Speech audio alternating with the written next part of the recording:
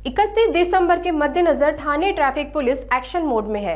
ठाणे शहर traffic police की or से पिछले 2 दिनों में 200 से ज्यादा शराबियों के खिलाफ कार्रवाई की गई। ये जानकारी यातायात पुलिस उपायुक्त पंकज शिरसाट ने दी।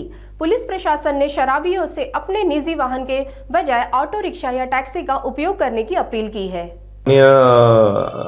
सीपी सर आणि जॉईंट सीपी यांच्या मार्गदर्शनाखाली आपल्याकडे 1 डिसेंबरपासूनच आपण डिसेंबर महिन्यात मद्यपींचं प्रमाण वाढत असतं, त्यामुळे 1 डिसेंबरपासूनच आपण जास्तीत जास्त कारवाई करण्याचं हे चालू केलं आहे। पण मागील 3 दिवसात आपल्या कारवायांमध्ये वाढ झालेली आहे।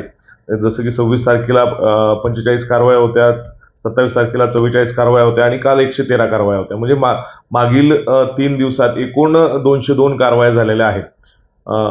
आणि त्यासाठी आपले जवळपास 4 एसीपी,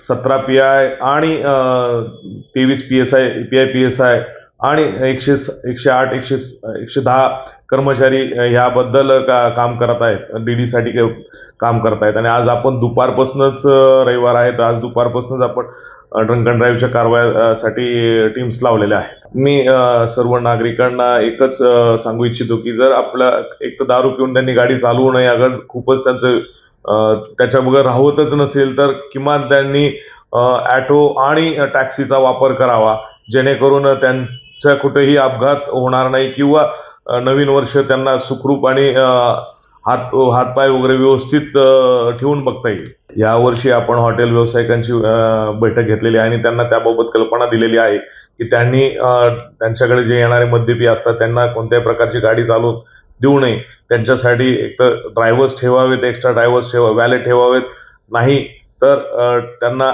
ऑटो किंवा टॅक्सीची व्यवस्था करून देण्यात यावी त्यांच्याच पैशाने।